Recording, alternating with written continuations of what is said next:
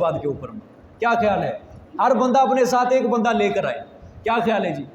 ہر بندہ اپنے ساتھ ایک ایک بندہ ضرور لے کر آئے کہ میں اس کو قرآن سکھاؤں گا، یہ قرآن پاک سیکھے، اس کو سمجھے، اس کے اوپر عمل کرے. بھائی اس کا عقیدہ درست ہو جائے گا، سمجھ آئی ہے، اس کی بھی آخرت بن جائے گی. سمجھ آئی کہ نہیں؟ اور یہی ہوتی ہے اصل دوستی جو قیامت والے دن کام آنے والی ہے. بات سمجھ میں آ گئی؟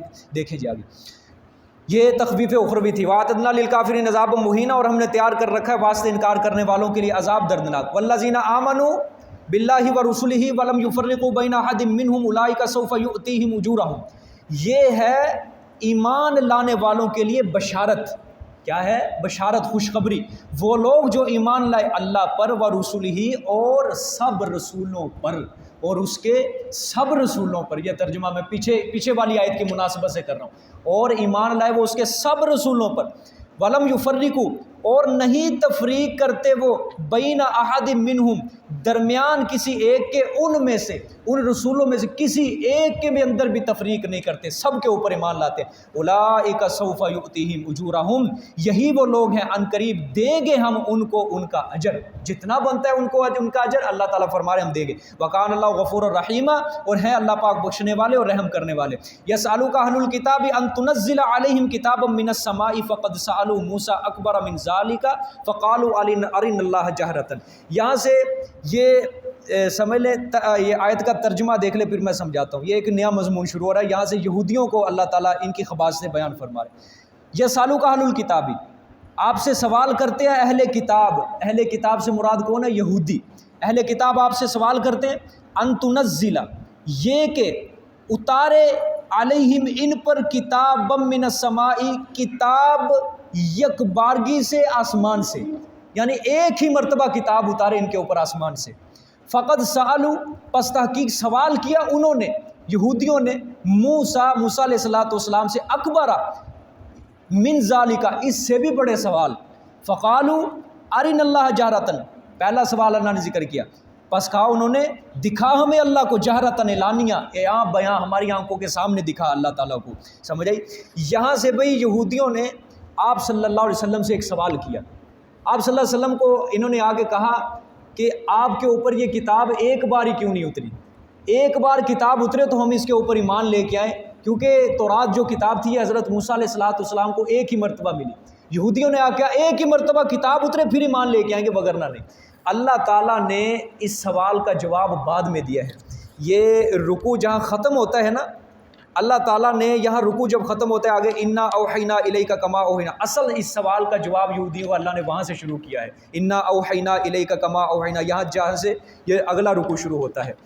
تو اللہ تعالیٰ نے اب رکوع تک ان کی پہلے ساری خباثتوں کو ذکر کیا ہے، ان کی بددیانتی کو ذکر کیا ہے یہودیوں کی. میرے پیغمبر اس سوال کا جواب تو میں بعد میں دوں گا، اللہ فرما رہے ہیں پہلے ان کی خباثتیں سن.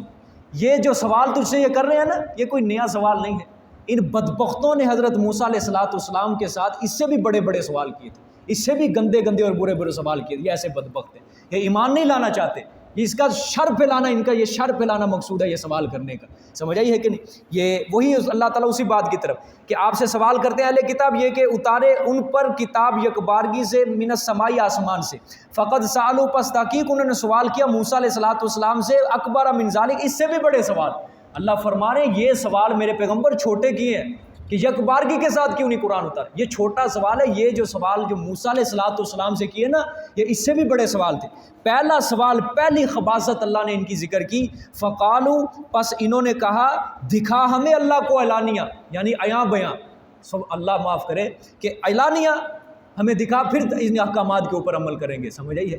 حضرت موسیٰ علیہ السلام لے کے آئے نا تورات، انہوں نے بدبختوں نے جب یہ اللہ تعالیٰ نے فرعونیوں سے نجات دی تھی اس سمندر سے، تو انہوں نے خود مطالبہ کیا کہ ہمارے لیے کوئی قانون ہونا چاہیے، کوئی شریعت ہونی چاہیے. اللہ نے کوہ طور کے اوپر بلا لی حضرت موسیٰ کو، آجو میں نے آپ کو کتاب دینی ہے. جب کتاب لے کے واپس آئے تو دیکھا بچڑے کو معبود بنایا ہوا ہے. سمجھ آئیے؟ وہ سارا واقعہ گزرا تو پھر حضرت موسیٰ نے یہ کتاب پیش کی، یہ دیکھو اللہ تعالیٰ نے تمہارے لیے تورات پیش کی. اب قوم کے لوگ کیا ہوئے؟ اب احکامات مشکل ہیں. کیا ہے تورات کے اندر؟ کیا ہے؟ مشکل احکامات ہیں، ہمارے اندر برداشت نہیں ہے، بوجھ مادہ نہیں ہے ہمارے اندر برداشت کا، لہٰذا اللہ سے احکامات کی آپ آسانی کروائیے. حضرت موسیٰ علیہ السلام کا دل ٹوٹا. حضرت موسیٰ نے فرمایا کہ چلو 70 آدمی میں چنتا ہوں یہاں سے، تم کوئی ایسے بڑے 70 آدمی منتخب کر لیتے ہیں، منتخب کیے، لے گئے کوہ طور پہ۔ حضرت موسیٰ کا ارادہ تھا چلو یہ اللہ کا کلام سنیں گے نا، اللہ کا کلام سنیں گے تو پھر ان کے دل خود ہی نرم ہو جائیں گے، سمجھ آئی ہے، خود ایمان لے کے آئیں گے، یہ آ کے قوم کو سمجھائیں گے کہ واقعتاً ہم نے اللہ کا کلام سنا ہے، واقعتاً یہ نبی سچا ہے، یہ کتاب سچی۔ لے کے گئے 70 بندوں کو منتخب کر کے کوہ طور کے اوپر۔ جب اللہ نے کلام کیا، کلام کرنے کے بعد ان کو بھی آواز آئی اللہ تعالیٰ کی، کلام سنا۔ کلام سننے کے بعد جب اللہ تعالیٰ نے اپنا کلام ختم کیا، حضرت موسیٰ علیہ السلام نے فرمایا کہ ہاں بھی ایمان لاتے ہو یا نہیں لاتے؟ سب نے جو مل کے جواب دیا، لن نؤمن لک حتی نر اللہ جہرۃ، کبھی ایمان نہیں لے کے آئیں گے یہاں تک کہ جب اللہ سامنے آگے گفتگو کی جب تک نہ کرے گا۔ سمجھ آئی؟ ان بدبختوں نے یہ جواب دیا، یہ ہرگز اس وقت تک ایمان نہیں لا سکتے جب تک اللہ سامنے آ کے، ہمیں کیا پتہ چلے گا کون بول رہا ہے کون نہیں، سامنے آ کے اللہ گفتگو کرے۔ یہ اس واقعے کی طرف اللہ نے اشارہ کیا کہ میرے پیغمبر، اس سے بھی گندے سوال انہوں نے حضرت موسیٰ علیہ السلام سے کیا، بڑے بڑے سوال، کہ انہوں نے کہا کہ ہمیں اللہ دکھا آیا بیان۔ پھر آگے فَأَخَذَتْهُمُ الصَّاعِقَةُ بِظُلْمِهِمْ، پس پکڑ لیا ان کو عذاب نے۔ صاعقہ کا مطلب بجلی بھی ہوتا ہے، لیکن میں عذاب کر رہا ہوں کیونکہ بجلی وہ عذاب ہی تھی، سمجھ آئی؟ بِظُلْمِهِمْ، ساتھ ان کے ظلم کے، یعنی یہ 70 بندوں نے انکار کیا نا جب، وہ فوراً اللہ کی بجلی اوپر سے آئی، ان کے اوپر گری، وہ فوراً وہیں ہلاک ہو گئے سارے کے سارے، سمجھ آئی؟ پھر دوسری ان کی بدبختی، بددیانتی ان کی ذکر کی، خباثت۔ ثُمَّ اتَّخَذُوا الْعِجْلَ مِن بَعْدِ مَا جَاءَتْهُمُ الْبَيِّنَاتُ، پھر بنا لیا بچڑے کو، کیا بنا لیا؟ معبود بنا لیا، بعد اس کے جو آگے ان کے پاس دلائل واضحہ، یعنی مسئلہ توحید آ گیا تھا ان کے پاس، اس کے بعد پھر بھی بدبختوں نے بچڑے کو معبود بنایا۔ اچھا یہ جو ہے نا، یہ اللہ کو دیکھنے کا واقعہ انہوں نے جو ذکر کیا، یہ تھا بچڑے کو معبود بنانے کے بعد۔ آپ ذرا ان کی خباثت بنی اسرائیل کی دیکھیں کہ حضرت موسیٰ علیہ السلام تورات لے کے آئے نا، دیکھا کہ سامنے نے وہ معبود بچڑا بنایا ہوا ہے، اس کی عبادت کے اندر سب لگے ہوئے۔